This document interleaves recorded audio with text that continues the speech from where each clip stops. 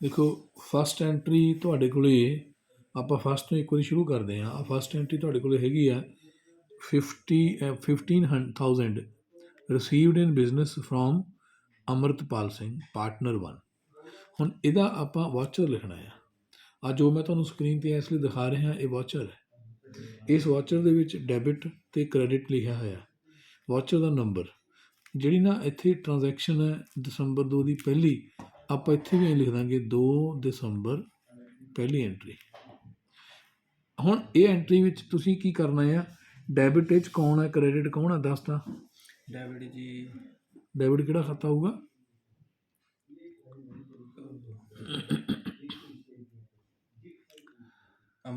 ਅਮਰਤਪਾਲ ਸਿੰਘ ਤੋਂ ਆਏ ਨੇ, ਹਾਂਜੀ। ਉਹ ਗਿਵਰ ਹੈ। ਡੈਬਿਟ ਕੈਸ਼, ਡੈਬਿਟ ਕੈਸ਼ ਤੇ 15,000। ਹਾਂਜੀ। Credit mister Amritpal Singh. ਇਹ ਨਾ ਆਪਾਂ ਨੂੰ ਐ ਮੰਨਾਂਗੇ ਜਿਵੇਂ ਅਸਲੀ ਕੰਮ ਹੈ ਇਹ। ਹਾਂਜੀ। ਹੁਣ ਜੇ ਮੰਨ ਲਓ ਮੈਂ ਅਕਾਊਂਟੈਂਟ ਆ, ਅਮਰਤਪਾਲ ਸਿੰਘ ਦੇ ਅੰਡਰ ਮੈਂ ਕੰਮ ਕਰ ਰਿਹਾ ਤਾਂ ਆਪਾਂ ਅਮਰਤਪਾਲ ਦੇ ਮੂਹਰੇ ਮਿਸਟਰ ਲਗਾ ਦਈਏ, ਵਧੀਆ ਲੱਗੂਗਾ ਨਾ। ਐਕਚੁਅਲੀ ਇੱਦਾਂ ਹੁੰਦਾ, mister Amritpal Singh partners capital account 15,000। 15,000 ਰੁਪਏ ਕ੍ਰੈਡਿਟ ਕਰਤਾ ਅਮਰਤਪਾਲ ਨੂੰ, ਡੈਬਿਟ ਕਰਤਾ ਕੈਸ਼। ਹਾਂਜੀ। ਕਲੀਅਰ ਹੈ ਨਾ ਗੱਲ? ਵਾਚਰ ਦਾ ਨੰਬਰ ਪਾਤਾ 1, ਡੇਟ ਪਾਤੀ 2/12 ਜਿਵੇਂ ਹੈਗੀ ਆ। ਅਤੇ ਇੱਥੇ ਆਪਾਂ ਨਾ ਜਿਹੜਾ ਤਾਂ ਕੈਸ਼ ਆ ਉੱਥੇ ਤਾਂ ਨਰੇਸ਼ਨ ਲਿਖਣ ਦੀ ਲੋੜ ਨਹੀਂ ਹੈ, ਜ਼ਰੂਰਤ ਨਹੀਂ ਹੈ। ਕੈਸ਼ ਅਤੇ ਨਰੇਸ਼ਨ ਭਾਵੇਂ ਲਿਖੋ ਹੀ ਨਾ ਬਲਕਿ ਇੱਥੇ ਨਰੇਸ਼ਨ ਛੱਡ ਦਿਓ। ਨਰੇਸ਼ਨ ਦਾ ਮਤਲਬ ਵੇਰਵਾ। ਇੱਥੇ ਆਪਾਂ ਨਰੇਸ਼ਨ ਲਿਖਣੀ ਹੈ। ਹਮੇਸ਼ਾ ਯਾਦ ਰੱਖਿਓ ਜਿਹੜੀ ਆਪਾਂ ਕ੍ਰੈਡਿਟ 'ਚ ਨਰੇਸ਼ਨ ਲਿਖਣੀ ਆ ਉਹਦੇ ਮੂਹਰੇ ਬਾਏ ਲਿਖਣਾ ਆ, ਬਾਏ ਕੈਸ਼ ਰਿਸੀਵਡ। ਇਹ ਐਂ ਮੰਨਾਂਗੇ ਜਿਵੇਂ ਜੇ ਪੈਸੇ ਆਏ ਨੇ ਤਾਂ ਮੇਰੇ ਕੋਲੇ ਆਏ ਨੇ, ਜੇ ਦਿੱਤੇ ਤਾਂ ਮੈਂ ਦਿੱਤੇ ਆ। By cash received against capital, ਇਹਦਾ ਮਤਲਬ ਹੋ ਗਿਆ ਵੀ ਸਾਨੂੰ ਕੈਪੀਟਲ ਦੇ ਕਰਕੇ, ਯਾਨੀ ਕਿ ਪੂੰਜੀ ਵਜੋਂ 15,000 ਰੁਪਈਏ ਸਾਨੂੰ ਮਿਲ ਗਏ। ਫਰੰਟ ਪੈਸੇ ਆ ਗਏ ਮੀਨਸ ਅਕਾਊਂਟੈਂਟ ਕੋਲ ਆ ਗਏ, ਮੇਰੇ ਕੋਲ ਆ ਗਏ। ਪਹਿਲੀ ਐਂਟਰੀ ਹੋਈ ਬਿਲਕੁਲ ਇਸ ਤਰ੍ਹਾਂ ਹੀ, ਦੂਜੀ ਐਂਟਰੀ ਪੈ ਜਾਊਗੀ ਮਨਪ੍ਰੀਤ ਤੋਂ ਪੈਸੇ ਆਏ ਨੇ, ਬਿਲਕੁਲ ਇੱਦਾਂ ਹੀ ਤੀਜੀ ਐਂਟਰੀ ਪੈ ਜਾਊਗੀ, ਤੂੰ ਆਪੇ ਪਾ ਲਈ, ਬਿਲਕੁਲ ਇੱਦਾਂ ਹੀ ਹੈ ਨਾ।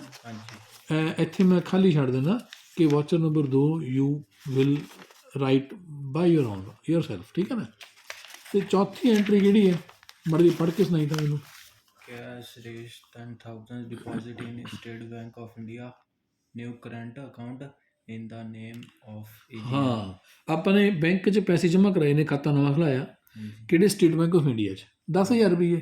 ਤਾਂ ਇੱਥੇ ਡੈਬਿਟ ਕ੍ਰੈਡਿਟ ਕੀ ਕਰਾਂਗੇ, ਉਵੇਂ ਨਹੀਂ ਲਿਖਣਾ। ਇੱਥੇ ਕੀ ਕਰੀਏ, ਡੈਬਿਟ ਕੀ ਕਰੀਏ, ਕ੍ਰੈਡਿਟ। ਡੈਬਿਟ ਜੀ state bank of India, credit cash. ਹਾਂ, ਲਿਖਤਾ ਨਾ ਇੱਦਾਂ ਹੀ। ਅਤੇ ਅਮਾਊਂਟ ਲਿਖਣੀ ਹੈ 10,000, ਕ੍ਰੈਡਿਟ ਲਿਖਤਾ ਨਾ ਕੈਸ਼, ਇੱਥੇ ਵੀ 10,000। ਬੜੇ ਸਾਫ਼ ਜਿਹੇ ਸ਼ਬਦਾਂ 'ਚ, ਕੋਈ ਡਾਊਟ ਨਾ ਹੋਵੇ, ਕਲੀਅਰਲੀ 10,000। ਲੱਖ ਨਾਲ ਸਮਝ ਲਵੇ ਕੋਈ ਬੰਦਾ, ਭੁਲੇਖੇ ਨਾਲ 1000 ਨਾਲ ਸਮਝ ਲਵੇ, 10,000 ਇੱਦਾਂ ਬੋਲਦੇ ਨਾ। ਹੁਣ ਜਿੱਥੇ ਕੈਸ਼ ਹੈ ਉੱਥੇ ਨਰੇਸ਼ਨ ਦੀ ਜ਼ਰੂਰਤ ਨਹੀਂ ਹੈ, ਇੱਥੇ ਮੈਂ ਕੁਛ ਨਹੀਂ ਲਿਖਣਾ, ਬਲੈਂਕ ਛੱਡ ਦਿਓ। ਜਿੱਥੇ ਨਹੀਂ ਕੈਸ਼ ਉੱਥੇ 2 ਲਿਖੋ। ਜਦੋਂ ਡੈਬਿਟ ਦੀ ਨਰੇਸ਼ਨ ਪਾਉਣੀ ਤਾਂ ਮੂਹਰੇ 2 ਪਾ ਕੇ ਫਿਰ ਅੱਗੋਂ ਵੇਰਵਾ ਦੇ ਦਿਓ। ਜੇ ਕ੍ਰੈਡਿਟ 'ਚ ਨਰੇਸ਼ਨ ਲਿਖਣੀ ਹੈ ਤਾਂ ਬਾਏ ਲਿਖ ਕੇ ਫਿਰ ਵੇਰਵਾ ਦਿਓ। ਹੁਣ ਇੱਥੇ ਨਰੇਸ਼ਨ ਡੈਬਿਟ 'ਚ ਆਪਾਂ ਲਿਖ ਦਾਂਗੇ 2, ਅੱਗੇ ਕੀ ਹੈ, ਰਕਮ ਇਹ ਨਾ ਕੈਸ਼ ਜਮ੍ਹਾਂ ਕਰਾਇਆ, ਆਪਾਂ ਇੱਥੇ ਇਹੀ ਲਿਖ ਦਾਂਗੇ 2 ਕੈਸ਼ ਡਿਪੋਜ਼ਿਟਡ। ਬਸ ਠੀਕ ਹੈ, ਇਹ ਕੰਮ ਹੋ ਗਿਆ। ਹੁਣ ਅਗਲੀ ਐਂਟਰੀ 5 ਨੰਬਰ ਦੀ ਕਿਹੜੀ ਐਂਟਰੀ ਹੈ? Rupees 10,000 paid as rent to mister Santram. ਹਾਂ, ਆਫ ਸੰਤਰਾਮ ਦੁਕਾਨ ਦਾ ਓਨਰ ਹੈ, ਜਿੱਥੋਂ ਆਪਾਂ ਕਿਰਾਏ 'ਤੇ ਦੁਕਾਨ ਲਈ ਹੈ, ਲੈਂਡਲੋਰਡ ਹੈ ਸਾਡਾ। ਆਪਾਂ 10,000 ਰੁਪਏ ਨੂੰ ਕਿਰਾਇਆ ਦੇ ਕੇ ਦੁਕਾਨ ਕਿਰਾਏ 'ਤੇ ਲਈ ਹੈ। ਤਾਂ ਫਿਰ ਇੱਥੇ ਆਪਾਂ ਕੀ ਐਂਟਰੀ ਪਾਈਏ? ਆਹ ਤਾਂ ਮੈਂ 10,000 ਪਾ ਦਿੰਦਾ ਕਿ 10,000 ਰੁਪਏ ਦੀ ਐਂਟਰੀ ਬਣੀ ਹੈ, 10,000 ਡੈਬਿਟ, 10,000 ਕ੍ਰੈਡਿਟ। ਇਹ ਦੱਸੋ ਕਿ ਡੈਬਿਟ ਅਤੇ ਕ੍ਰੈਡਿਟ ਕੀ ਆਊਗਾ? ਇਹ ਵਾਚਰ ਨੰਬਰ 5 ਹੈ ਨਾ। ਹਾਂਜੀ। 5 ਪਾਤਾ, 2/12। ਕੀ ਐਂਟਰੀ ਆਊਗੀ? ਆਪਣੇ ਕੋਲੋਂ ਕੀ ਗਿਆ? ਕੈਸ਼ ਗਿਆ। ਹਾਂਜੀ। ਤਾਂ ਕੈਸ਼ ਨੂੰ ਕੀ ਕਰਾਂਗੇ ਆਪਾਂ? ਕ੍ਰੈਡਿਟ। ਕ੍ਰੈਡਿਟ ਕੈਸ਼ ਕਰ ਦਈਏ, ਇੱਥੇ ਨਰੇਸ਼ਨ ਦੀ ਲੋੜ ਨਹੀਂ ਹੈ। ਹਾਂ, ਡੈਬਿਟ ਕੀ ਕਰੀਏ?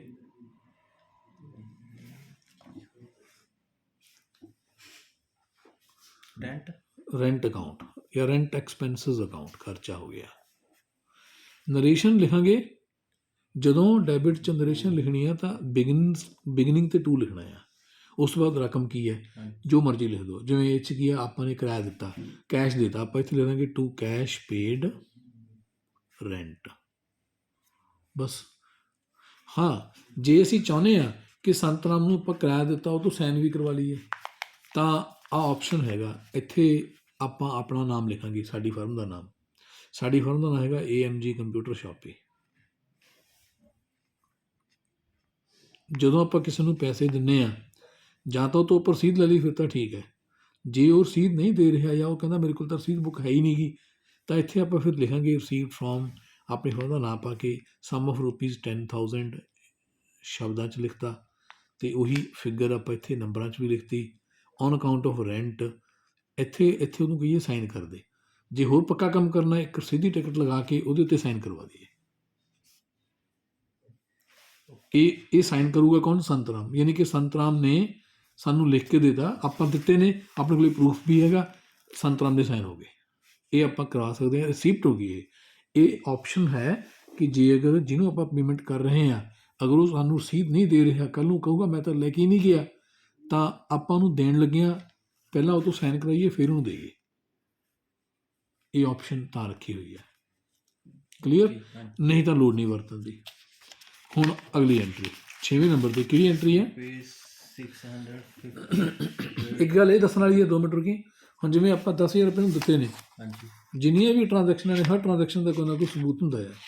ਜਿਹੜੀ ਆ ਪਹਿਲੀ ਐਂਟਰੀ ਹੈ, ਆਪਾਂ ਨੇ ਪਾਰਟਨਰਸ਼ਿਪ ਫਰਮ ਖੋਲ੍ਹੀ, ਹਾਂਜੀ ਪਾਰਟਨਰਸ਼ਿਪ ਫਰਮ ਦੇ 15,000 ਰੁਪਏ ਤਿੰਨਾਂ ਨੇ ਪਾ ਕੇ ਕੰਪਨੀ ਬਣਾਈ ਹੈ, ਤਾਂ ਇਹਦਾ ਉਹ ਇੱਕ ਐਫੀਡੇਵਿਟ ਬਣਾਉਂਦੇ ਹੁੰਦੇ ਨੇ। ਐਫੀਡੇਵਿਟ 'ਤੇ ਲਿਖਦੇ ਨੇ ਕਿ ਅੰਮ੍ਰਿਤਪਾਲ, ਗੁਰਪ੍ਰੀਤ, ਮਨਪ੍ਰੀਤ ਤਿੰਨਾਂ ਨੇ ਆਪਸ 'ਚ ਰਲ ਕੇ ਇਹ ਫਰਮ ਖੋਲ੍ਹੀ ਹੈ, ਇਹਦੇ 'ਚ ਇੰਨੇ ਰੁਪਏ ਆਪ ਲਾਏ ਨੇ, ਅਸੀਂ ਇੰਨੀ ਸੈਲਰੀ ਲਵਾਂਗੇ, ਅਸੀਂ ਆਹ ਕੰਮ ਕਰਾਂਗੇ, ਜੋ ਵੀ ਸ਼ਰਤਾਂ ਹੋਣਗੀਆਂ ਇਹਨਾਂ ਦੀਆਂ ਆਪਸ 'ਚ ਤੈਅ ਹੋਈਆਂ ਉਹ 'ਚ ਲਿਖੀਆਂ ਜਾਂਦੀਆਂ ਨੇ।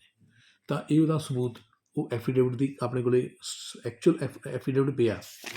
ਹੁਣ ਜਿਵੇਂ ਇਹ ਤਿੰਨਾਂ ਦਾ ਤਾਂ ਉਹੀ ਐਫੀਡੇਵਿਟ ਆ ਗਿਆ। ਆ ਬੈਂਕ 'ਚ ਪੈਸੇ ਜਮ੍ਹਾਂ ਕਰਾਏ ਨੇ, ਹਾਂਜੀ ਜਦੋਂ ਆਪਾਂ ਪੈਸੇ ਬੈਂਕ ਜਮ੍ਹਾਂ ਕਰਾਉਂਦੇ ਹਾਂ, ਖੈਰ ਬੈਂਕ ਦੇ ਵਿੱਚ ਜਮ੍ਹਾਂ ਕਰਾਏ ਦੀ ਭਾਵੇਂ ਆਪਾਂ ਸਬੂਤ ਨਾ ਵੀ ਰੱਖੀ ਤਾਂ ਵੀ ਇਹ ਤਾਂ ਪ੍ਰੂਫ ਪੱਕਾ ਹੀ ਹੈ ਕਿ ਬੈਂਕ ਵਿੱਚ ਆਪਾਂ ਐਂਟਰੀ ਜੇ ਦਿੱਤੀ ਹੈ ਤਾਂ ਹੀ ਬੈਂਕ ਜਮ੍ਹਾਂ ਕਰੂਗਾ, ਹਾਂਜੀ ਨਹੀਂ ਜਮ੍ਹਾਂ ਨਹੀਂ ਕਰੂਗਾ। ਪਰ ਇਹਦਾ ਵੀ ਸਬੂਤ ਹੈ। ਸਬੂਤ ਕੀ ਹੈ? ਜਦੋਂ ਆਪਾਂ ਬੈਂਕ 'ਚ ਪੈਸੇ ਜਮ੍ਹਾਂ ਕਰਾ ਕੇ ਵਾਚਰ ਭਰਦੇ ਹਾਂ, ਬੈਂਕ ਜਾਂਦੇ ਹਾਂ, ਵਾਚਰ ਭਰਦੇ ਹਾਂ, ਵਾਚਰ ਦੀ ਕਾਊਂਟਰ ਫਾਈਲ ਇੱਕ ਰਸੀਦ ਸਾਨੂੰ ਮਿਲ ਜਾਂਦੀ ਹੈ। ਹਾਂਜੀ ਉਹ ਰਸੀਦ ਆਪਾਂ ਆਪਣੀ ਫਾਈਲ 'ਚ ਲਾ ਲੈਣੀ ਹੈ। ਅਤੇ ਆਪਾਂ ਨੇ ਰੈਂਟ ਪੇ ਕੀਤਾ, ਜਾਂ ਤਾਂ ਉਹ ਬੰਦੇ ਨੂੰ ਕਹਾਂਗੇ ਸਾਨੂੰ ਰਸੀਦ ਦੇ। ਜੇ ਉਹ ਰਸੀਦ ਦੇ ਦੇਵੇ ਫਿਰ ਇਹਦੀ ਲੋੜ ਨਹੀਂ ਹੈ, ਜੇ ਰਸੀਦ ਨਾ ਦੇਵੇ ਫਿਰ ਆਪਾਂ ਇਹ 'ਤੇ ਸਾਈਨ ਕਰਾਉਣੇ ਆ। ਐਥੀਕਲੀ ਜਾਂ ਇੱਕ ਆਈਡੀਅਲੀ ਇਹ ਤਰੀਕਾ ਆ। ਸਾਡੇ ਕੋਲ ਹਰ ਪ੍ਰੂਫ ਹੋਣਾ ਚਾਹੀਦਾ ਹਰ ਟ੍ਰਾਂਜੈਕਸ਼ਨ ਦਾ। ਐਵੇਂ ਨਹੀਂ ਕਿ ਆਪਾਂ ਹੀ ਐਂਟਰੀ ਪਾਈ ਚੱਲਾਂਗੇ। ਜੇ ਆਪਾਂ ਕੋਈ ਚੀਜ਼ ਖਰੀਦੀ, ਆਪਾਂ ਨੂੰ ਉਹਦਾ ਬਿੱਲ ਮਿਲਿਆ ਹੋਊਗਾ। ਹੁਣ ਜਿਵੇਂ ਅਗਲੀ ਐਂਟਰੀ ਤੇ ਕੋਲ ਕਿਹੜੀ ਹੈ? ਰੁਪੀਜ਼ 650 650 ਰੁਪਏ ਹੈ ਨਾ। ਹਾਂਜੀ ਪੇਡ ਇਹ ਆਪਾਂ ਨੇ ਬਿਜਲੀ ਰਿਪੇਅਰ ਕਰਾਈ ਹੈ। ਹਾਂਜੀ ਹੁਣ ਬਿਜਲੀ ਰਿਪੇਅਰ ਕਰਾਈ ਹੈ ਤਾਂ ਜਿੱਥੋਂ ਆਪਾਂ ਰਿਪੇਅਰ ਕਰਾਈਏ ਜਾਂ ਤਾਂ ਉਹਨੂੰ ਕਹਾਂਗੇ ਬਿੱਲ ਦੇ। ਹਾਂਜੀ ਅਗਰ ਉਹ ਪਰਸਨ ਇੱਦਾਂ ਦਾ ਜਿਹਦੇ ਕੋਲ ਬਿੱਲ ਬੁੱਕ ਹੀ ਹੈ ਨਹੀਂ ਗੀ, ਕਈ ਵਾਰੀ ਐਵੇਂ ਹੁੰਦਾ ਕਿ ਆਪਾਂ ਬਿਜਲੀ ਰਿਪੇਅਰ ਕਰਨ ਵਾਸਤੇ ਆਪਣੇ ਇਲੈਕਟ੍ਰੀਸ਼ੀਅਨ ਨੂੰ ਕਾਲ ਕੀਤੀ, ਜਿਹਦੀ ਦੁਕਾਨ ਨਹੀਂ ਚੱਲਦਾ ਫਿਰਦਾ ਕੰਮ ਕਰਦਾ ਆ, ਉਹਦੇ ਕੋਲ ਰਸੀਦ ਬੁੱਕ ਹੈ ਨਹੀਂ ਗੀ, ਤਾਂ ਵੀ ਆਪਾਂ ਉਹਨੂੰ ਜਦੋਂ ਪੇਮੈਂਟ ਕਰਨੀ ਹੈ ਤਾਂ ਇੱਥੇ ਫਿਰ ਲਿਖਾਂਗੇ, ਇੱਥੇ ਸਾਡੀ ਫਰਮ ਦਾ ਨਾਮ ਆ ਜਾਊਗਾ, ਰਿਸੀਵ ਫਰੋਮ AMG ਕੰਪਿਊਟਰ ਸ਼ਾਪੀ, ਇੱਥੇ 650 on account of electricity repair, ਇੱਥੇ ਆਪਾਂ ਉਹਦੇ ਸਾਈਨ ਕਰਾ ਲੈਣੇ ਆ, ਇੱਥੇ 650 ਲੈ ਦੇਣਾ। ਇਹ ਰਸੀਵ ਹੋ ਗਈ, ਫਿਰ ਉਹਦੀ ਐਂਟਰੀ ਪੈ ਜਾਣੀ ਹੈ। ਐਂਟਰੀ ਕੀ ਪਊਗੀ ਹੈ ਜੀ? 650 ਰੁਪਏ ਡੈਬਿਟ, 650 ਹੀ ਕ੍ਰੈਡਿਟ। ਕੀ ਆਊਗੀ ਐਂਟਰੀ 'ਚ? ਡੈਬਿਟ ਕ੍ਰੈਡਿਟ ਕੀ ਹੋਊਗਾ? ਡੈਬਿਟ ਹੋਗਾ ਜੀ ਕੀ ਹੈ ਇਲੈਕਟ੍ਰਿਸਿਟੀ ਐਕਸਪੈਂਸਿਸ, ਹਾਂਜੀ electricity expenses account debit, credit cash credit cash account. ਫਿਰ ਉਹੀ ਗੱਲ ਕਿ ਕੈਸ਼ 'ਤੇ ਨਰੇਸ਼ਨ ਲਿਖਣ ਦੀ ਕੋਈ ਜ਼ਰੂਰਤ ਨਹੀਂ ਹੈ, ਜਿੱਥੇ ਨਹੀਂ ਕੈਸ਼ ਉੱਥੇ ਲਿਖਣਾ ਹੈ। ਜੇ ਆਪਾਂ ਨੂੰ ਕੋਈ ਬਿੱਲ ਮਿਲਿਆ ਹੋਵੇ ਉਹ ਤੋਂ, ਫਿਰ ਆਪਾਂ ਲਿਖਾਂਗੇ ਟੂ ਇਨਵਾਇਸ ਨੰਬਰ ਜਾਂ ਬਿੱਲ ਨੰਬਰ ਜਿੰਨਾ ਵੀ ਹੈਗਾ। ਹੁਣ ਉਹ ਬੰਦੇ ਨੂੰ ਬਿੱਲ ਨਹੀਂ ਮਿਲਿਆ ਆਪਾਂ ਨੂੰ, ਕੋਈ ਉਹ 'ਚ ਬਿੱਲ ਹੈ ਨਹੀਂ ਨਾ ਲਿਖਿਆ ਆ। ਇਹ ਐਂ ਕਹਿ ਲਓ ਵੀ ਇੱਕ ਬਿਨਾਂ ਬਿੱਲ ਵਾਲਾ ਬੰਦਾ ਹੈ, ਜਿਹ ਤੋਂ ਆਪਾਂ ਸਮਾਨ ਰਿਪੇਅਰ ਕਰਾਇਆ, ਤਾਂ ਆਪਾਂ ਇੱਥੇ ਫਿਲਹਾਲ ਐਂ ਲਿਖਦੇ ਹਾਂ to cash paid to repair, ਜਾਂ ਇੱਥੇ ਨਾਮ ਲਿਖ ਦਈਏ ਬੰਦੇ ਦਾ ਜਿਹ ਤੋਂ ਆਪਾਂ ਨੇ ਇਹ ਕੰਮ ਕਰਵਾਇਆ। ਓਕੇ ਇਹ ਨੰਬਰ ਕਿਹਨਾਂ? 7ਵਾਂ 6ਵਾਂ 6ਵਾਂ 212। ਅਗਲੀ ਐਂਟਰੀ ਦੇਖੀਏ ਹੁਣ ਕੀ ਹੈ। 7ਵੀਂ ਐਂਟਰੀ ਕਿਹੜੀ ਹੈ? ਰੁਪੀਜ਼ 80,000 18000 ਦਾ ਫਰਨੀਚਰ ਪਰਚੇਜ਼ ਕੀਤਾ ਸੀ ਨਾ। ਹਾਂਜੀ ਹਾਂ, ਇਹਦੀ ਐਂਟਰੀ ਕੀ ਬਣਾਈ ਸੀ ਤੂੰ? ਇਹਦੀ ਡੈਬਿਟ ਹੈਗੀ ਫਰਨੀਚਰ। ਫਰਨੀਚਰ ਨੂੰ ਡੈਬਿਟ ਕਰ ਲਈਏ। ਹਾਂਜੀ ਕਿੰਨੇ ਰੁਪਏ? 18,000 ਨਹੀਂ ਬੱਲੇ, 18000 ਨਹੀਂ ਸੀ। ਇਹਦੇ 'ਚ ਆਪਾਂ ਨੇ ਕੰਮ GST ਕੀਤਾ ਵੀ ਸੀ ਕੋਈ। ਲੱਗਣੀ। ਹਾਂ, ਇਹਦੇ 'ਚ ਆਪਾਂ ਨੇ ਇੱਕ ਫਾਰਮੂਲਾ ਲਾਇਆ ਸੀ। ਮੈਂ ਦੱਸਾਂ ਕੀ ਲਾਇਆ ਸੀ ਫਾਰਮੂਲਾ, ਜਾਂ ਤੂੰ ਦੱਸ? 18000 ਰੁਪਏ ਤਾਂ ਜੋੜ ਹੈ ਨਾ ਟੋਟਲ। ਹਾਂਜੀ ਐਂਟਰੀ ਕੀ ਹੈ? 18000 ਰੁਪਏ ਟੋਟਲ ਹੈ। ਇਹਦੀ ਮੈਂ ਗੱਲ ਸਮਝਾਈ ਸੀ ਪਿਛਲੇ ਲੈਕਚਰ 'ਚ। ਹਾਂਜੀ 18000 ਦਾ ਟੋਟਲ ਹੈ, ਤਾਂ ਇਹਦੀ ਜਿਹੜੀ ਟੈਕਸੇਬਲ ਅਮਾਊਂਟ ਹੈ ਉਹ ਆਪਾਂ ਨੂੰ ਕੱਢਣੀ ਪੈਣੀ ਹੈ। ਦਿੱਤੀ ਨਹੀਂ ਹੈਗੀ ਕਿੰਨੀ ਹੈ, ਔਰ ਉਹਦੇ ਉੱਤੇ 9% CGST ਹੈ, ਲਿਖਿਆ ਨਾ ਨਹੀਂ? ਹਾਂਜੀ 9% SGST ਹੈ। ਜਿਹੜੀਆਂ ਆ ਅਮਾਊਂਟ ਔਰ ਉਹਦੇ ਉੱਤੇ ਟੈਕਸ ਕੱਢ ਕੇ ਟੋਟਲ 18000 ਬਣਦਾ ਆ। ਤੋ ਇਹ ਅਮਾਊਂਟ ਕਿਵੇਂ ਨਿਕਲੂਗੀ? ਇਹਦਾ ਫਾਰਮੂਲਾ ਕੀ ਹੈ? ਫਾਰਮੂਲਾ ਦੱਸ ਦੇ, ਅਮਾਊਂਟ ਮੈਂ ਆਪੇ ਕੱਢ ਦਿੰਦਾ। ਹੁਣ ਤੈਨੂੰ ਯਾਦ ਨਹੀਂ ਫਾਰਮੂਲਾ? ਯਾਦ ਆਈ ਮੈਨੂੰ, ਕੰਫਿਊਜ਼। ਯਾਦ ਹੈ ਪਰ ਭੁੱਲ ਗਿਆ ਹਾਂਜੀ ਹੈ। ਯਾਦ ਹੈ ਪਰ ਭੁੱਲ ਗਿਆ। ਦੇਖ, 18000 ਹਾਂਜੀ ਗੁਣਾ 100 ਡਿਵਾਈਡਡ ਬਾਏ 118, ਇਹ ਅਮਾਊਂਟ ਆ ਗਈ 15,254 ਰੁਪਏ 23 ਪੈਸੇ। ਇਹ 23 ਪੈਸੇ ਤੋਂ ਜ਼ਿਆਦਾ ਹੀ ਹੈ, ਪਿੱਛੇ 7 ਪੈਂਦਾ ਨਾ, 24 ਪੈਸੇ ਕਰ ਲਓ। ਤਾਂ ਇੱਥੇ ਜਿਹੜੀ ਅਮਾਊਂਟ ਆਈ ਹੈ ਉਹ ਆਈ ਹੈ, ਮੈਂ ਲਿਖਾਂ 15,254 ਰੁਪਏ 24 ਪੈਸੇ। ਜਿੰਨੀ ਇਹ ਅਮਾਊਂਟ ਆਈ ਇੰਨੇ ਦਾ 9% ਟੈਕਸ ਕੱਢੋ। ਇਹ ਟੈਕਸ ਆ ਗਿਆ 1372.88। ਜਿਹੜਾ ਟੈਕਸ ਹੈ ਉਹ ਹੈਗਾ 1372 ਰੁਪਏ 88 ਪੈਸੇ। ਇੱਦਾਂ ਹੀ ਇਹ ਵੀ 1372 ਰੁਪਏ 88 ਪੈਸੇ। ਇੱਥੇ ਆਪਾਂ ਲਿਖਾਂਗੇ CGST ਇਨਪੁਟ ਅਕਾਊਂਟ, ਔਰ ਇੱਥੇ ਲਿਖਾਂਗੇ SGST ਇਨਪੁਟ ਅਕਾਊਂਟ। ਜਿਹੜਾ ਟੈਕਸ ਪੇ ਕੀਤਾ ਉਹ ਆਪਣਾ ਖਰਚਾ ਨਹੀਂ ਹੋਇਆ, ਉਹ ਗੌਰਮੈਂਟ ਵੱਲੋਂ ਸਾਡੇ ਪੈਸੇ ਜਮ੍ਹਾਂ ਹੋ ਗਏ, ਆਪਾਂ ਗੌਰਮੈਂਟ ਦੇ ਨਾਮ ਪਾਤੇ। ਸੈਂਟਰ ਗੌਰਮੈਂਟ ਵੱਲੋਂ ਇੰਨੇ ਚਲੇ ਗਏ, ਸਟੇਟ ਵੱਲੋਂ ਇੰਨੇ ਚਲੇ ਗਏ। ਸਾਡਾ ਫਰਨੀਚਰ ਐਕਚੁਅਲੀ ਇੰਨੇ ਦਾ ਆ 15,254। ਇਹਦਾ ਜੋੜ ਜਿਹੜਾ ਆ 18,000 ਆਉਣਾ ਚਾਹੀਦਾ ਆ। ਤੇ ਕ੍ਰੈਡਿਟ ਕੀ ਆ ਜਾਊਗਾ ਇਹ 'ਚ ਹੁਣ? ਕੈਸ਼।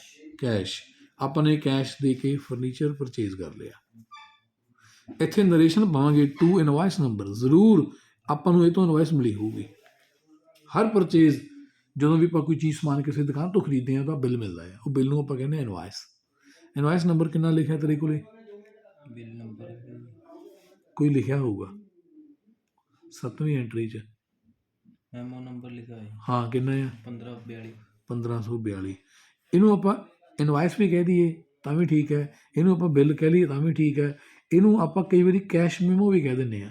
ਤਾਂ ਤਿੰਨੇ ਇੱਕੋ ਹੀ ਗੱਲ ਹੈ। ਇਨਵਾਇਸ ਮਤਲਬ ਕਿ ਸਮਾਨ ਖਰੀਦਣ ਲੱਗਿਆ ਬਿੱਲ, ਇਹਨੂੰ ਆਪਾਂ ਕੈਸ਼ ਮੈਮੋ ਤਦ ਕਹਿੰਦੇ ਹਾਂ ਜੇ ਨਗਦ ਵਾਲਾ ਬਿੱਲ ਹੋਵੇ, ਅਤੇ ਉਧਾਰ ਵਾਲਾ ਤਾਂ ਕਹਿੰਦੇ ਜੇ ਬਿੱਲ ਉਧਾਰ ਵਾਲਾ ਤਾਂ ਆਪਾਂ ਬਿੱਲ ਕਹਿੰਦੇ ਹਾਂ, ਜੇ ਨਗਦ ਹੈ ਤਾਂ ਕੈਸ਼ ਮੈਮੋ ਹੈ, ਜਾਂ ਇਹਨੂੰ ਕਾਮਨਲੀ ਇਨਵਾਇਸ ਕਹਿ ਦਿੰਦੇ ਹਾਂ। ਤੋ ਮੈਂ ਤੈਨੂੰ ਇਹ ਰਿਕਮੈਂਡ ਕਰਦਾ ਕਿ ਤੂੰ ਇੱਥੇ ਨਾ ਨਾਲ ਲਿਖਿਆ ਕਰ ਟੂ ਇਨਵਾਇਸ ਨੰਬਰ ਜਿੰਨਾ ਵੀ ਹੈ। ਤੋ ਉਹ ਬਿੱਲ ਆਪਾਂ ਇਹਦੇ ਨਾਲ ਆਪਣੀ ਫਾਈਲ 'ਚ ਲਾ ਲੈਣਾ ਹੈ। ਇਹ ਵਾਚਰ ਬਣਾ ਲਿਆ, ਇਹਦੇ ਨਾਲ ਹੀ ਆਪਾਂ ਬਿੱਲ ਅਟੈਚ ਕਰਕੇ ਇਹਨੂੰ ਆਪਾਂ ਫਾਈਲ 'ਚ ਲਾ ਲੈਣਾ ਹੈ। ਇਹ ਐਂਟਰੀ ਸਮਝ ਲੱਗੀ? ਹਾਂਜੀ। ਹੁਣ 8ਵੀਂ ਐਂਟਰੀ ਕੀ ਹੈ? 8ਵੀਂ ਹੈਗੀ ਹੈ ਜੀ ₹190 ਸਪੈਂਟ ਔਨ ਮਹਾਮੂਰਤ। 1890 ਰੁਪਏ ਮਹੂਰਤ 'ਤੇ ਖਰਚ ਹੋ ਗਿਆ। ਹਾਂਜੀ ਮੂਰਤ। ਮਹੂਰਤ ਕਰਵਾਇਆ ਸੀਗਾ, ਪੂਜਾ ਕਰਾਈ ਹੈ, ਜੋ ਵੀ ਕਰਾਇਆ ਹੋਣਾ ਉਹਦੇ 'ਤੇ ਖਰਚਾ ਹੋ ਗਿਆ। ਡੈਬਿਟ ਹੋਊਗਾ ਜਨਰਲ ਐਕਸਪੈਂਸਿਵ। ਹਾਂ, ਜਨਰਲ ਐਕਸਪੈਂਸਿਸ ਨੂੰ ਕਰਦਾ ਡੈਬਿਟ, ਕ੍ਰੈਡਿਟ ਕਰਦਾ ਕੈਸ਼ ਨੂੰ। ਵਿੱਚ ਕੋਈ GST ਤਾਂ ਹੈ ਨਹੀਂਗਾ। ਇੱਥੇ ਆਪਾਂ ਲਿਖਦੇ ਹਾਂ ਕਿ ਟੂ ਕੈਸ਼ ਔਨ ਮਹੂਰਤ। ਮਹੂਰਤ ਦੇ ਉੱਤੇ ਸਾਡਾ ਖਰਚਾ ਹੋ ਗਿਆ। ਇਹਦੇ ਕੋਈ ਜੇ ਬਿੱਲ ਬੁੱਲ ਹੋਣ ਤਾਂ ਬਿੱਲ ਨਾਲ ਅਟੈਚ ਕਰ ਦਿਓ, ਨਹੀਂ ਤਾਂ ਨਾ ਸਹੀ। ਚਲੋ ਇਹ ਤਾਂ ਰੇਅਰਲੀ ਕਦੇ ਕਦੇ ਖਰਚਾ ਹੋਣ ਵਾਲਾ ਹੀ ਆ। ਇੱਕ ਵਾਰੀ ਕਰਾ ਲਿਆ, ਮੁੜ ਕੇ ਆਪਾਂ ਮਹੂਰਤ ਤਾਂ ਕਰਾਉਣਾ ਨਹੀਂ ਹੈਗਾ, ਮੁੜ ਕੇ ਦਾ ਕੰਮ ਹੀ ਕਰਨਾ ਆ। ਹੁਣ ਅਗਲੀ ਐਂਟਰੀ ਕੀ ਹੈ? 9ਵੀਂ ਐਂਟਰੀ। 9ਵੀਂ ਹੈਗੀ ਹੈ ਚੈੱਕ ਨੰਬਰ 126767 ₹50,000 ਡਿਪੋਜ਼ਿਟ ਇਨ SBI ਇਨ ਕਾਊਂਟ ਰਿਸੀਵਡ ਅਗੇਂਸਟ। ਇਹ ਆਪਾਂ ਨੂੰ ਚੈੱਕ ਮਿਲਿਆ ਅੰਮ੍ਰਿਤਪਾਲ ਤੋਂ। ਉਹਨੇ 15,000 ਰੁਪਏ ਕੈਸ਼ ਲਗਾਏ ਸੀਗੇ, 50,000 ਉਹਨੇ ਆਪਣੇ ਚੈੱਕ ਰਾਹੀਂ ਫਰਮ 'ਚ ਲਾਏ ਨੇ, ਤਾਂ ਇਹ ਵੀ ਕੈਪੀਟਲ ਹੈ। ਅਤੇ ਇਹਦੇ ਵਿੱਚ ਕੀ ਆਊਗਾ? ਅੰਮ੍ਰਿਤਪਾਲ ਤੋਂ ਆਏ ਨੇ, ਆਪਾਂ ਮਿਸਟਰ ਅੰਮ੍ਰਿਤਪਾਲ ਨੂੰ ਕ੍ਰੈਡਿਟ ਕਰ ਦਾਂਗੇ। Debit SBI Amritpal Singh partners account 50,000 debit SBI ਠੀਕ ਹੈ। ਸਟੇਟ ਬੈਂਕ ਆਫ ਇੰਡੀਆ ਪੂਰਾ ਪਈ ਹੈ, ਰਫ ਕੰਮ ਨਹੀਂ ਕਰਨਾ ਆਪਾਂ ਨੇ, ਸਟੇਟ ਬੈਂਕ ਇਹਨੂੰ ਐ ਮੰਨਣਾ ਕਿ ਜਿਵੇਂ ਰੀਅਲ 'ਚ ਹੁੰਦਾ ਸਟੇਟ ਬੈਂਕ ਆਫ ਇੰਡੀਆ, ਉਹ ਬੈਂਕ ਨੂੰ 50,000 ਰੁਪਏ ਚਲੇ ਗਏ।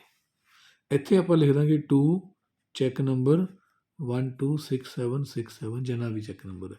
ਹੁਣ ਜਿਹੜੇ ਐਂਟਰੀ 'ਚ ਕੈਸ਼ ਨਾ ਹੋਵੇ ਉਹਦੇ 'ਚ ਨਰੇਸ਼ਨ ਦੋ ਵਾਰੀ ਪਾਉਣੀ ਹੈ, ਡੈਬਿਟ 'ਚ ਵੀ ਪਾਵਾਂਗੇ ਫਿਰ ਕ੍ਰੈਡਿਟ 'ਚ ਵੀ। ਡੈਬਿਟ ਦੀ ਨਰੇਸ਼ਨ ਸਟਾਰਟ ਕਰਨੀ ਹੈ 2 ਨਾਲ, ਇਹਦੀ ਕਰਨੀ ਹੈ ਬਾਏ ਨਾਲ। By cheque number 126767। ਬਾਕੀ ਜਿਹੜੀਆਂ ਇਹ ਤੋਂ ਪਹਿਲਾਂ ਐਂਟਰੀਆਂ ਗਈਆਂ ਨੇ ਸਾਰੀਆਂ 'ਚ ਕੈਸ਼ ਸੀ ਕਿਤੇ ਨਾ ਕਿਤੇ, ਇਹ 'ਚ ਨਹੀਂ ਕੈਸ਼ ਹੈਗਾ, ਇਹ 'ਚ ਫਿਰ ਨਰੇਸ਼ਨ ਆਪਾਂ ਦੋ ਵਾਰੀ ਪਾਈ ਹੈ। 10ਵੀਂ ਵੀ ਸੇਮ ਹੈ ਜੀ, 10ਵੀਂ ਵੀ ਸੇਮ ਆ, ਤੂੰ ਆਪੇ ਪਾ ਲਏਗਾ। 11ਵੀਂ ਵੀ 11ਵੀਂ ਵੀ ਸੇਮ ਆ, ਤੂੰ ਆਪੇ ਪਾ ਲਏਗਾ। 12ਵੀਂ 12ਵੀਂ ਦੇ ਚੱਲਦੇ ਆ। ਹਾਂਜੀ। ਹਾਂ ਪਰਚੇਜ਼ 12ਵੀਂ ਬਿੱਲ ਨੰਬਰ ਹਾਂ 1225 ਬਿੱਲ ਨੰਬਰ 1225 ਹਾਂਜੀ ਉਹਦੇ ਨਾਲ ਪਰਚੇਜ਼ ਕੀਤਾ ਹੈ। ਹਾਂਜੀ 1225 ਨੰਬਰ ਬਿੱਲ 2 ਦਸੰਬਰ ਰਿਸੀਵ 2 ਦਸੰਬਰ ਨੂੰ। ਹਾਂ ਬਾਈ ਚੋਪੜਾ ਇਹ ਚੋਪੜਾ Trading ਇਹ ਚੋਪੜਾ ਟ੍ਰੇਡਿੰਗ ਕੰਪਨੀ ਤੋਂ ਸਮਾਨ ਲਿਆਂਦਾ। ਹਾਂਜੀ GST ਨੰਬਰ ਕੀ ਹੈਗਾ ਜੀ? ਠੀਕ ਹੈ ਠੀਕ ਹੈ ਠੀਕ ਹੈ, ਚੋਪੜਾ ਟ੍ਰੇਡਿੰਗ ਕੰਪਨੀ ਤੋਂ ਸਮਾਨ ਲਿਆਂਦਾ ਆਪਾਂ ਨੇ, ਉਹਦਾ ਜੀਐਸ ਨੰਬਰ ਲਿਖਿਆ ਹੋਇਆ, ਹਾਂਜੀ ਕੋਈ ਗੱਲ ਨਹੀਂ। ਅੱਗੇ ਹੋਰ ਕੀ ਐਂਟਰੀ ਹੈ 'ਚ? ਚੋਪੜਾ ਟ੍ਰੇਡਿੰਗ ਕੰਪਨੀ ਤੋਂ 1225 ਦਾ ਸਮਾਨ ਲੈ ਕੇ ਆਂਦਾ। ਹਾਂਜੀ 50 ਅੱਛਾ, ਇਹਨੂੰ ਕੈਸ਼ ਪੇ ਕਰਤਾ, ਸਮਾਨ ਖਰੀਦ ਕੇ ਕੈਸ਼ ਪੇ ਕਰਦਾ, ਠੀਕ ਹੈ। ਕਿੰਨੀ ਅਮਾਊਂਟ ਹੈ?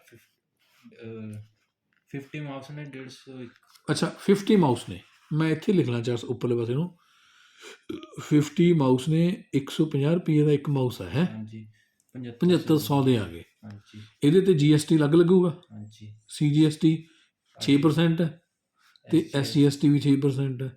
ਤਾਂ ਕਿੰਨਾ ਬਣ ਗਿਆ GST? 400 450 450 ਐਵੇਂ ਬਣਦਾ। ਆਪਾਂ ਚੈੱਕ ਵੀ ਕਰ ਲਈਏ 7500 ਆਹੋ 7500 ਗੁਣਾ 6% 450 ਹੀ ਬਣਦਾ ਹੈ, ਠੀਕ ਹੈ ਨਾ। 450 450 ਜੋੜ ਕੇ ਇਹ ਬਣ ਗਿਆ 8400। ਹਾਂਜੀ ਇਹ ਮੈਂ ਉੱਪਰ ਵੈਸੇ ਹੀ ਲਿਖਤਾ ਰਫ ਕੰਮ ਤੇ ਵੀ ਆਪਾਂ ਨੂੰ ਐਂਟਰੀ ਇੱਥੇ ਮੈਂ ਸਾਈਡ ਤੇ ਲੈ ਲਈ। ਹੁਣ ਇਹਦਾ ਜਵਾਬ ਕੀ ਲਿਖਣਾ? ਇਹ ਜਵਾਬ ਨਹੀਂ ਹੈਗਾ, ਇਹ ਤਾਂ ਰਕਮ ਹੀ ਲਿਖੀ ਹੈ ਨਾ। ਹਾਂਜੀ credit ਇਹਦੇ 'ਚ ਕੀ ਹੈ 8400 ਰੁਪਏ ਆਪਾਂ ਨੇ ਕੈਸ਼ ਦੇ ਕੇ ਸਮਾਨ ਲਿਆਂਦਾ, ਹਾਂਜੀ ਤਾਂ ਇੱਥੇ ਫਿਰ ਆਪਾਂ ਐਂਟਰੀ ਕੀ ਪਾਈਏ? ਡੈਬਿਟ ਕ੍ਰੈਡਿਟ ਕੀ ਕਰੀਏ? ਸ਼ਾਬਾਸ਼ ਕਰੋ। ਤਰੀਕ ਪਾਤੀ, ਨੰਬਰ ਪਾਤਾ। ਹਾਂ ਡੈਬਿਟ ਕੀ ਹੋਊਗਾ? ਚੋਪੜਾ ਟ੍ਰੇਡਿੰਗ ਚੋਪੜੇ ਤੋਂ ਆਪਾਂ ਨੇ ਨਗਦ ਲਿਆਂਦਾ ਸਮਾਨ। ਜਦੋਂ ਅਸੀਂ ਕਿਸੇ ਪਰਸਨ ਦੇ ਨਾਲ ਨਗਦ ਡੀਲ ਕਰਦੇ ਹਾਂ, ਆਪਾਂ ਸਮਾਨ ਲਿਆਂਦਾ, ਪੈਸੇ ਦੇਤੇ, ਚੋਪੜੇ ਨੂੰ ਫਿਰ ਇਹ 'ਚ ਇਨਵੋਲਵ ਹੀ ਨਹੀਂ ਕਰਨਾ ਹੈਗਾ। ਪਰਚੇਜ਼ ਆਊਗਾ ਡੈਬਿਟ। ਹਾਂ ਡੈਬਿਟ ਪਰਚੇਜ਼ ਆਊਗਾ। ਕਿੰਨੇ ਰੁਪਏ? 7500 7500 ਤੇ ਹੋਰ ਕੈਸ਼ ਕ੍ਰੈਡਿਟ ਕੈਸ਼ ਕਿੰਨੇ ਰੁਪਏ? ਇਹ ਹੈਗਾ ਜੀ 8400 8400। ਪਰ ਇਹ ਤਾਂ ਜ਼ਰੂਰ ਬਰਾਬਰ ਹੋਣਾ ਚਾਹੀਦਾ ਹਮੇਸ਼ਾ, ਹਾਂਜੀ ਫਿਰ ਬਰਾਬਰ ਨਹੀਂ ਆ ਰਿਹਾ ਤਾਂ ਗਲਤ ਹੈ। GST ਵੀ ਲੱਗਣਾ ਜੀ ਇੱਥੇ GST ਲਗਾ, ਫਿਰ ਬੋਲ। SGST SGS ਪਹਿਲਾਂ CGST ਪਾ ਦਿੰਦੇ ਆ। CGST ਇਨਪੁਟ ਅਕਾਊਂਟ, ਜਦੋਂ ਸਮਾਨ ਪਰਚੇਜ਼ ਕਰਕੇ ਆਪਾਂ ਟੈਕਸ ਦਿੰਦੇ ਆ ਉਹਨੂੰ ਇਨਪੁਟ ਕਹਾਂਗੇ। 450 450 SGST ਇਨਪੁਟ ਅਕਾਊਂਟ 450 450 ਜੋੜ ਆ ਗਿਆ 8400। ਹਾਂਜੀ ਇੱਥੇ ਨਰੇਸ਼ਨ ਦੀ ਲੋੜ ਨਹੀਂ ਕੈਸ਼ ਤੇ, ਇੱਥੇ ਲਿਖਣੀ ਹੈ ਟੂ ਕੈਸ਼ ਇਨਵਾਇਸ ਨੰਬਰ ਜਾਂ ਕੈਸ਼ ਮੀਮੋ ਨੰਬਰ 1225, ਭਾਵੇਂ ਨਾਲ ਲਿਖ ਦਈਏ ਆਫ ਚੋਪੜਾ, ਚੋਪੜੇ ਤੋਂ ਸਮਾਨ ਲੈ ਕੇ ਆਂਦਾ ਆਪਾਂ ਨੇ, ਚੋਪੜੇ ਦੀ ਆ ਬਿੱਲ ਨੰਬਰ ਨਾਲ ਆਪਾਂ ਸਮਾਨ ਲਿਆਂਦਾ। ਹਾਂਜੀ ਇਹ ਐਂਟਰੀ ਹੋ ਗਈ, ਠੀਕ ਹੈ। ਹੁਣ ਅੱਗੇ ਚੱਲੀਏ, ਨੈਕਸਟ ਐਂਟਰੀ ਕਿਹੜੀ ਹੈ? ਨੈਕਸਟ 13ਵੀਂ ਐਂਟਰੀ ਕਿਹੜੀ ਹੈ? Purchase bill number 775 credit date 2 December from KS computer. ਅੱਛਾ KS ਕੰਪਿਊਟਰ ਤੋਂ ਸਮਾਨ ਖਰੀਦਿਆ ਆਪਾਂ ਨੇ। ਹਾਂਜੀ KS ਕੰਪਿਊਟਰ ਵੀ ਰਜਿਸਟਰਡ ਡੀਲਰ ਹੈ, ਉਹਨੇ ਵੀ ਸਭ ਤੋਂ ਟੈਕਸ ਵੀ ਲਿਆ ਹੋਊਗਾ। ਹਾਂਜੀ ਸਮਾਨ ਕੀ ਆਇਆ? 50 ਕੀਬੋਰਡ। ਇੱਥੇ ਮੈਂ ਲਿਖ ਦਿੰਦਾ 50 ਕੀਬੋਰਡ। ਕੀ ਰੇਟ ਹੈ? 192 192 ਰੁਪਏ ਨੂੰ। ਹਾਂਜੀ ਅੱਛਾ ਕਿੰਨੇ ਦੇ ਬਣ ਗਏ? 9600 9600 ਦੇ। ਇਹਦੇ ਤੇ GST ਅਲੱਗ ਲੱਗੂਗਾ? CGST 6%। ਕਿੰਨਾ ਬਣੂਗਾ? CGST 9600 ਨਾ ਸਮਾਨ। ਹਾਂਜੀ ਆਪਾਂ ਦੇਖੋ ਇੱਧਰ ਕੱਢਾਂਗੇ 9600 ਗੁਣਾ 6%, 576। ਤੇਰੇ ਕੋਲ ਲਿਖਿਆ ਉੱਥੇ ਰਕਮ ਕਿ ਨਹੀਂ? ਨਹੀਂ 576 ਸੈਂਟਰ ਦਾ, 576 ਸਟੇਟ ਦਾ। ਹਾਂਜੀ ਜੋੜ ਕਰ ਲਈਏ, ਜਮਾ 576 ਜਮਾ 9600, 10000 10752 ਬਣ ਗਏ ਟੋਟਲ। ਹਾਂਜੀ ਤਾਂ ਫਿਰ ਇਹਦੇ 'ਚ ਇਹ ਆਪਾਂ ਲੈਂਦਾ ਹੈਗਾ ਉਧਾਰਾ, ਪੈਸੇ ਨਗਦ ਦਿੱਤੇ ਨਹੀਂ ਹੈਗੇ। ਹਾਂਜੀ ਹੁਣ ਇਹ 'ਚ ਕੀ ਐਂਟਰੀ ਬਣੇਗਾ ਬੋਲ?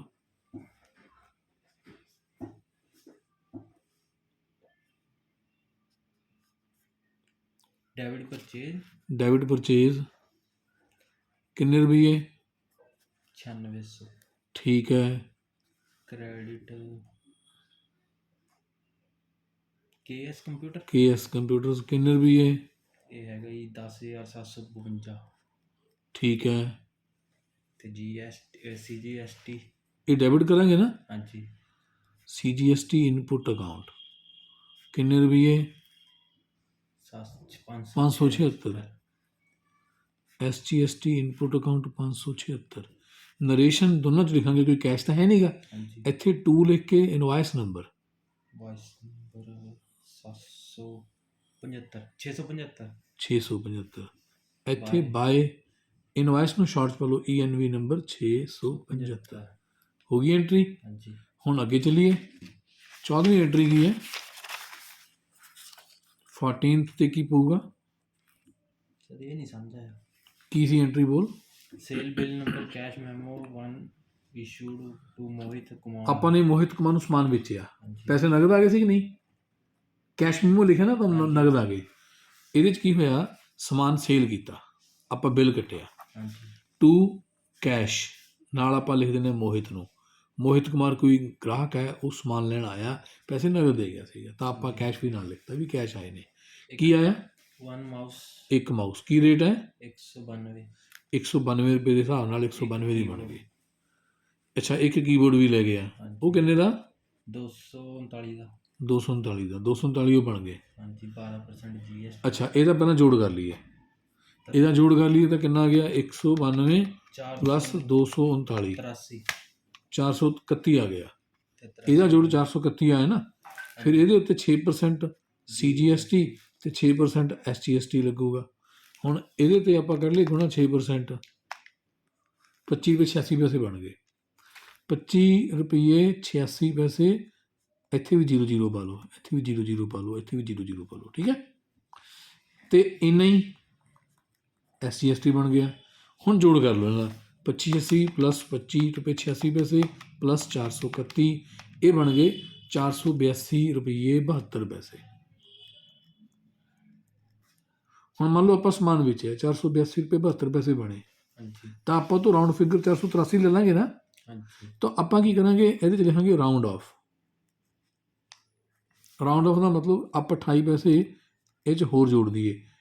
ਇਹ ਹੈ ਨਾ, ਇਹਨੂੰ 482 ਦੇ ਨੇੜੇ ਜਿਹੜਾ ਨੰਬਰ ਪੂਰਨ ਅੰਕ ਆ ਉਹ ਹੈ 483, ਇਹਨੂੰ 483 ਕਰਦਾ, ਯਾਨੀ ਕਿ 28 ਪੈਸੇ ਆਪਾਂ ਉਹ ਕਸਟਮਰ ਤੋਂ ਫਾਲਤੂ ਲੈ ਲੈਣੇ ਆ।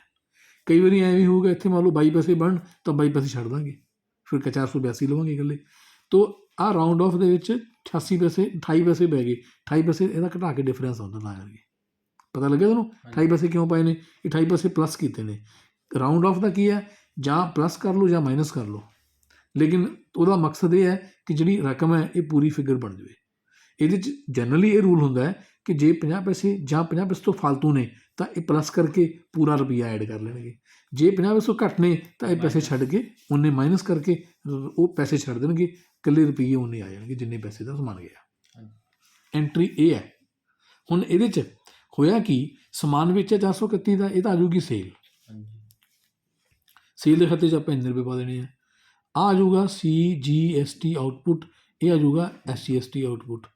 ਇਹ 'ਚ 28 ਪੈਸੇ ਆਪਾਂ ਨੂੰ ਫਾਇਦਾ ਹੋਰ ਹੋ ਗਿਆ। 28 ਪੈਸੇ ਦਾ ਆਪਾਂ ਨੂੰ ਇਨਕਮ ਹੋਈ ਹੈ, ਇਹ ਰਾਊਂਡ ਆਫ ਦੇ ਖਾਤੇ 'ਚ ਹੀ ਪਾ ਦੇਣੀ ਹੈ। ਇਹ ਇਨਕਮ ਆ ਗਈ। ਇਹ ਇਨਕਮ ਆਈ ਕਿਉਂਕਿ ਪੈਸੇ ਸਾਨੂੰ ਫਾਲਤੂ ਮਿਲ ਗਏ। ਲੈਣੇ ਸੀ ਆਪਾਂ 72 ਪੈਸੇ ਹੀ, ਆਪਾਂ ਪੂਰਾ ਰੁਪਈਆ ਲੈ ਲਿਆ। ਤੇ ਇਨਕਮ ਹੋਈ ਹੈ ਤਾਂ ਇਹ ਇਨਕਮ ਵੀ ਕ੍ਰੈਡਿਟ ਕਰਨੀ ਹੈ। ਰੂਲ ਇਹ ਕਹਿੰਦਾ ਨਾ ਕਿ ਜਦੋਂ ਕਦੇ ਇਨਕਮ ਹੋਵੇ ਤਾਂ ਇਨਕਮ ਕ੍ਰੈਡਿਟ ਕਰਨੀ ਹੈ। ਤੇ ਇਹ ਰੁਪਈਏ ਜਿਹੜੇ ਆਏ ਨੇ ਇਹ ਕੈਸ਼ ਕੀ ਹੈ? ਇਹ ਕੈਸ਼ ਸਾਨੂੰ ਮਿਲਿਆ। ਜਿਹੜਾ ਰੁਪਈਆ ਸਾਡੇ ਕੋਲ ਕੈਸ਼ ਆਇਆ ਉਹਦੇ ਵਿੱਚ ਆਪਾਂ ਕੀ ਕਰਨਾ ਹੁੰਦਾ? ਕੈਸ਼ ਆਇਆ, ਡੈਬਿਟ ਵਟ ਕਮਸ ਇਨ। ਤਾਂ ਇੱਥੇ ਹੁਣ ਤੂੰ ਸੋਚ ਕੇ ਦੱਸ ਕੀ ਜਵਾਬ ਬਣੂਗਾ। ਡੈਬਿਟ ਕੈਸ਼, ਡੈਬਿਟ ਦਾ ਕੈਸ਼ ਕਰ ਦਈਏ, ਕਿੰਨੇ ਰੁਪਈਏ?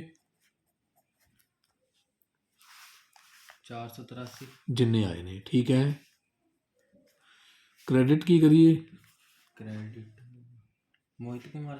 ਮੋਹਿਤ ਨੂੰ ਕੁਝ ਨਹੀਂ ਕਰਨਾ। ਮੋਹਿਤ ਨੂੰ ਸੇਲ ਸੇਲ ਨੂੰ ਸੇਲ ਅਕਾਊਂਟ ਕਿੰਨੇ ਰੁਪਏ? ਸੇਲ ਹੈਗਾ ਜੀ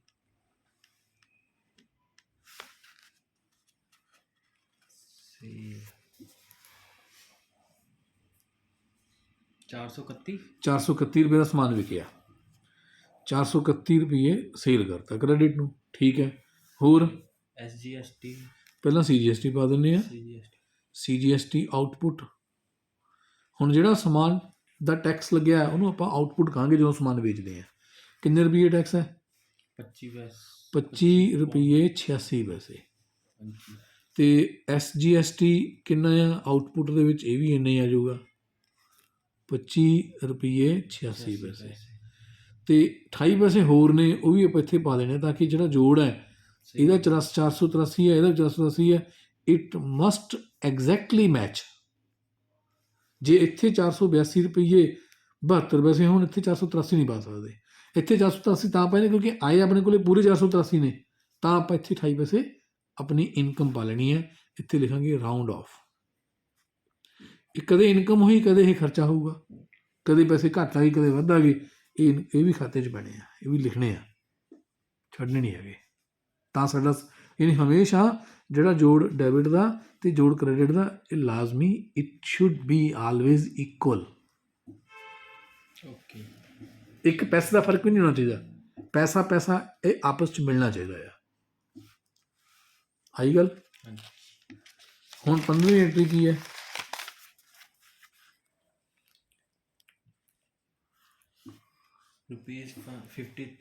₹15,000 withdrawal by cash from State Bank of India by self check number 4545 ਇਹਦਾ ਮਤਲਬ ਪਤਾ ਲੱਗਿਆ ਨਾ ਕੀ ਹੈ? ਆਪਾਂ ਬੈਂਕ ਦੇ ਵਿੱਚੋਂ ਚੈੱਕ ਰਾਹੀਂ ਕੈਸ਼ ਕਢਾ ਲਿਆਂਦੇ 15,000, ਹਾਂਜੀ ਤਾਂ ਫਿਰ ਇੱਥੇ ਡੈਬਿਟ ਕ੍ਰੈਡਿਟ ਕੀ ਕਰਾਂਗੇ? ਬੋਲੋ।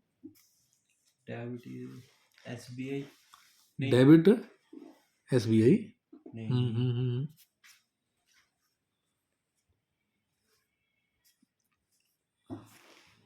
ਡੈਬਿਟ ਆਊਗਾ ਕੈਸ਼। ਹਾਂ, ਡੈਬਿਟ ਕੈਸ਼ ਆ ਜਾਊਗਾ ਕਿਉਂਕਿ ਪੈਸੇ ਕੈਸ਼ ਆਪਣੇ ਕੋਲੇ ਆਇਆ ਆਇਆ 15,000 ਜਿੰਨਾ ਆਇਆ। ਤੇ credit state bank of India. ਬਿਲਕੁਲ ਠੀਕ। ਹੁਣ ਇੱਥੇ ਨਰੇਸ਼ਨ ਕਿਵੇਂ ਲਿਖੀਏ, ਕਿੱਥੇ ਲਿਖੀਏ?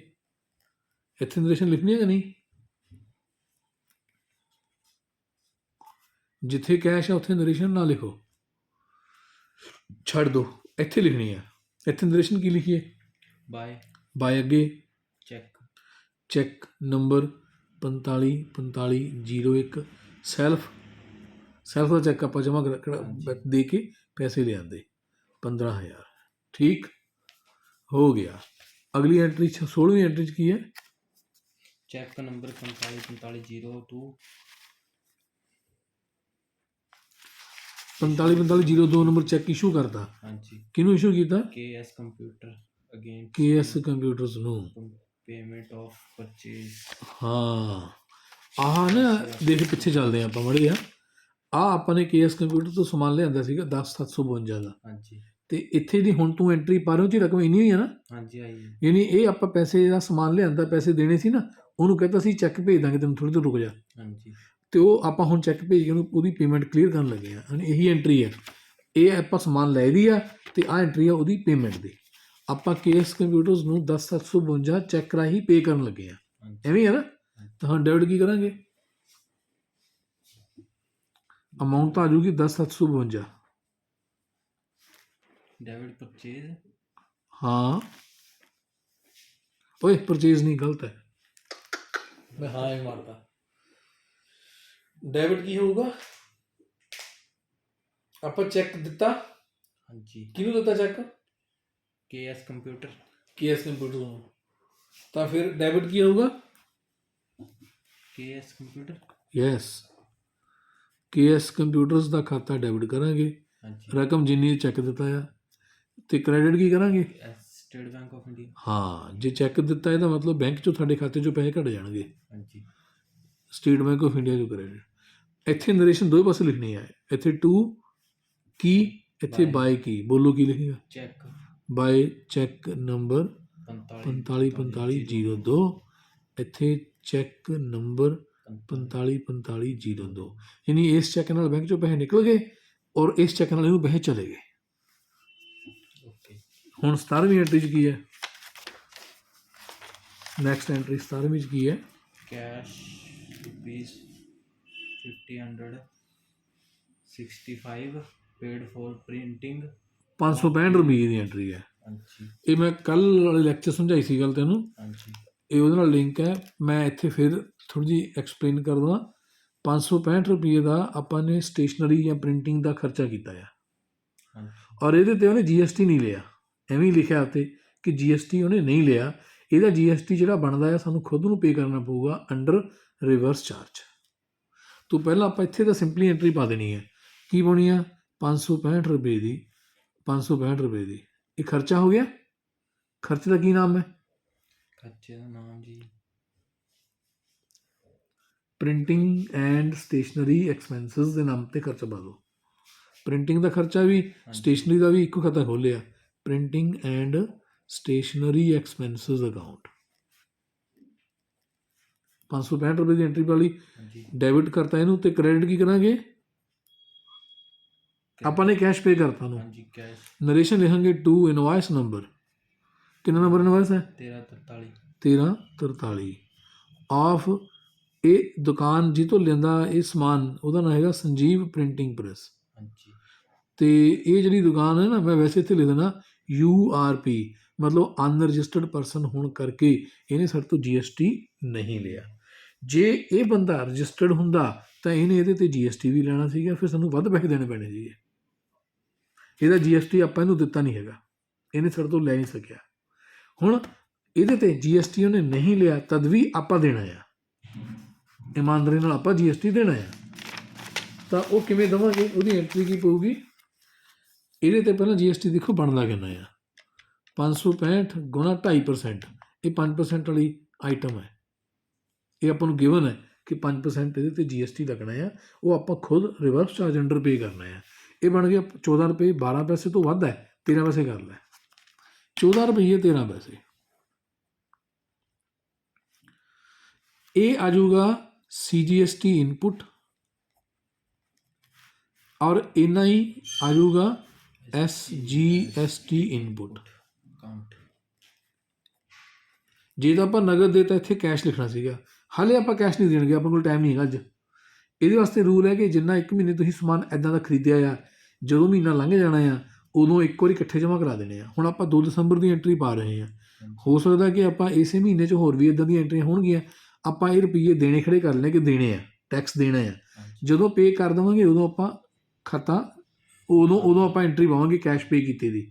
ਹਾਲੇ ਇਹਦਾ ਨੰਬਰ ਕੀ ਹੈ, ਜਿਵੇਂ ਪਹਿਲਾਂ ਆਪਾਂ ਐਂਟਰੀ ਪਾਈ ਹੈ 17 ਨੰਬਰ, ਇਹ ਵੀ 17 ਪਾ, ਇਹ ਵੀ 17 ਨੰਬਰ ਦੀ ਐਂਟਰੀ ਹੈ, ਅਲੱਗ ਨਹੀਂ ਹੈ।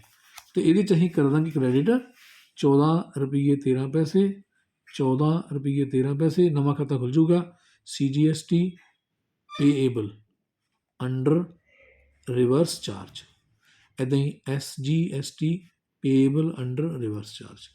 ਇੱਥੇ ਆਪਾਂ ਨਰੇਸ਼ਨ ਕੀ ਲਿਖੀਏ, ਕੋਈ ਬਿੱਲ ਤਾਂ ਹੈ ਨਹੀਂਗਾ, ਆਹੀ ਨੰਬਰ ਪਾ ਦਾਂਗੇ ਵੀ ਆਪਾਂ ਜਿਹੜੀ ਆ ਪਰਚੇਜ਼ ਕੀਤੀ ਸੀਗੀ, ਬਿੱਲ ਨੰਬਰ ਸੀਗਾ ਇਹਦਾ 1343, ਉਹਦੀ ਇਹ ਰਿਵਰਸ ਚਾਰਜ ਦਾ ਟੈਕਸ ਹੈ।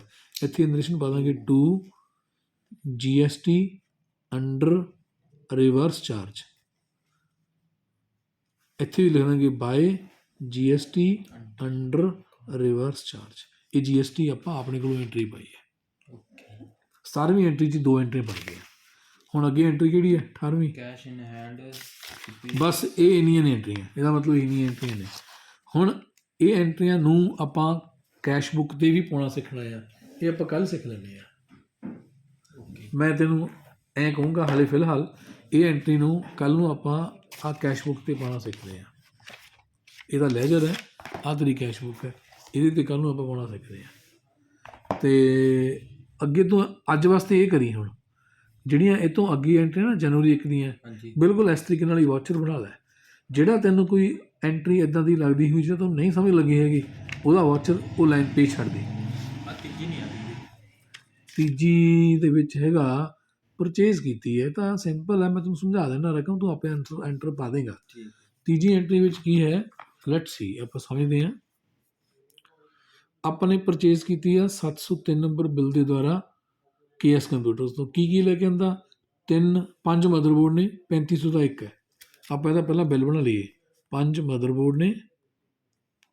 ਮਦਰਬੋਰਡ ਕੰਪਿਊਟਰ ਦੀ ਇੱਕ ਆਈਟਮ ਹੈ ਜਿਹੜੀ ਆਪਾਂ ਵੇਚਦੇ ਹਾਂ ਅਤੇ ਖਰੀਦੀ ਹੈ। ਇਹਨੂੰ 3500 ਨਾਲ ਗੁਣਾ ਕਰ ਲਈਏ ਤਾਂ ਇਹ ਬਣ ਗਏ 17500। ਉਸ ਤੋਂ ਬਾਅਦ 5 ਕੈਬਨਿਟ ਨੇ 1000 ਰੁਪਏ ਦੇ ਹਿਸਾਬ ਨਾਲ। 5 ਕੈਬਨਿਟ ਹੈ ਗੁਣਾ 1000 ਰੁਪਈਏ, ਇਹਦਾ ਬਣ ਗਿਆ ਮੁੱਲ 5000 ਰੁਪਈਏ। ਫਿਰ 6 ਪ੍ਰੋਸੈਸਰ ਨੇ 3000 ਦੇ ਹਿਸਾਬ ਨਾਲ। 6 ਪੀਸ ਪ੍ਰੋਸੈਸਰ ਹੈ, ਇਹ ਬਣ ਗਏ 18000 ਦੇ। ਫਿਰ ਬਸ ਇਹੀ ਸਮਾਨ ਹੈ, ਇਹਦਾ ਜੋੜ ਕਰ ਲਓ। ਇਹਦਾ ਜੋੜ ਆਪਾਂ ਬਣਾ ਲਓ 17500 ਜਮ੍ਹਾਂ 5000 ਜਮ੍ਹਾਂ 18000, ਇਹਦਾ ਜੋੜ ਆ ਗਿਆ 40500 ਰੁਪਈਏ। ਇਹਨਾਂ ਸਾਰਿਆਂ ਦੇ ਉੱਤੇ ਜਿਹੜਾ GST ਹੈ ਉਹ 6% ਹੈ, ਤਾਂ ਆਪਾਂ 6% CGST ਕੱਢ ਲਈਏ ਗੁਣਾ 6%, ਇਹ ਬਣ ਗਿਆ 2430 ਰੁਪਈਏ। ਅਤੇ ਉਨਾ ਹੀ ਆ ਜਾਊਗਾ SGST 2430 ਰੁਪਈਏ। ਜੋੜ ਕਰ ਲਓ ਪਲੱਸ ਉਹ ਗਲਤ ਹੋ ਗਿਆ ਪਲੱਸ 40500, ਯਾਨੀ 40500 'ਚ ਮੈਂ ਟੈਕਸ ਜੋੜ ਕੇ ਇਹ ਬਣ ਗਏ 45360। ਹੁਣ ਇੱਥੇ ਇੰਨਾ ਹੀ ਹੈ ਨਾ, 45360 ਸੇਮ ਹੈ। ਤਾਂ ਇਹਦੀ ਐਂਟਰੀ ਕੀ ਪਊਗੀ? ਆਪਾਂ ਨੇ ਫਿਲਹਾਲ ਕੀ ਕਰਨਾ ਆ, ਆਹ ਆਪਣੀ ਪਰਚੇਜ਼ ਹੈ। ਆਪਾਂ ਨੇ ਜਿਹੜਾ ਸਮਾਨ ਖਰੀਦਿਆ ਉਹਦੀ ਕੀਮਤ 40500 ਹੈ। ਆਹ ਆਪਣਾ ਟੈਕਸ ਇਨਪੁੱਟ ਆ ਸੈਂਟਰ ਦਾ, ਆ ਸਟੇਟ ਦਾ। ਜਿੰਨਾ ਜੋੜਿਆ ਇੰਨੇ ਰੁਪਈਏ ਆਪਾਂ ਨੇ ਕਿਹਨੂੰ ਦੇਣੇ ਆ? ਇਹ ਸਮਾਨ ਖਰੀਦਿਆ ਹੈਗਾ ਆਪਾਂ ਨੇ KS ਕੰਪਿਊਟਰਸ ਤੋਂ। KS ਕੰਪਿਊਟਰਸ ਇਹ ਗਿਵਰ ਹੋ ਗਿਆ ਜਿੱਥੋਂ ਸਮਾਨ ਆ ਰਿਹਾ। ਹੁਣ ਇਹਦੀ ਐਂਟਰੀ ਆਪੇ ਪਾਉਣੀ ਆ। ਆਪਾਂ ਨੇ ਆਹ ਚੀਜ਼ ਨੂੰ ਫਿਲਹਾਲ ਨਹੀਂ ਕਿਤੇ ਪਾਉਣਾ ਹੈਗਾ, ਇਹਨੂੰ ਇਕੱਠਾ ਕਰਕੇ ਆਹ ਪਰਚੇਜ਼ ਬਣ ਗਈ। Okay, is it clear? ਤੂੰ ਇਹਨਾਂ ਨੂੰ ਪਾ ਕੇ ਦੇਖ, ਇਹ ਸਾਰੀਆਂ ਐਂਟਰੀਆਂ ਤੂੰ ਹੁਣ ਬਣਾ ਲੈ। ਮੈਂ ਕੱਲ੍ਹ ਨੂੰ ਤੇਰਾ ਐਂਟਰੀਆਂ ਚੈੱਕ ਕਰਾਂ ਅਤੇ ਤੂੰ ਬਣਾ ਕੇ ਰੱਖਿਆ ਹੁਣ, ਅਤੇ ਕੱਲ੍ਹ ਨੂੰ ਟਾਈਮ 'ਤੇ ਆਈ। ਆਪਾਂ ਕੱਲ੍ਹ ਨੂੰ ਕੈਸ਼ ਬੁੱਕ ਸਿੱਖਾਂਗੇ ਕਿੱਦਾਂ ਬਣਨੀ ਹੈ, ਫਿਰ ਲੈਜਰ ਸਿੱਖਾਂਗੇ ਕਿੱਦਾਂ ਬਣਨੀ ਹੈ। ਠੀਕ।